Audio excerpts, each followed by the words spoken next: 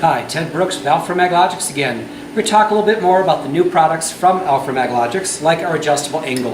One of the most powerful and incredible tools you'll ever use to make sure that you can do some of the most difficult fabrication by yourself in the shop safely. I'll show you an example of one of those difficult things we need to do, like putting a cross piece, a heavy piece of steel at an angle onto a frame we've already built. I'm going to bring this piece over here and simply put it a little bit proud of the top of this tube stock. And we've cut this piece to a very exacting angle for the work we need to do. So I'm going to bring in my adjustable angle. I'm going to set my piece of steel on it.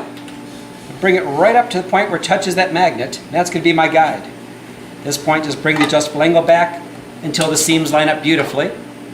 That looks about right. Go ahead and tighten that down and turn the magnets on. Simple to do, even one-handed.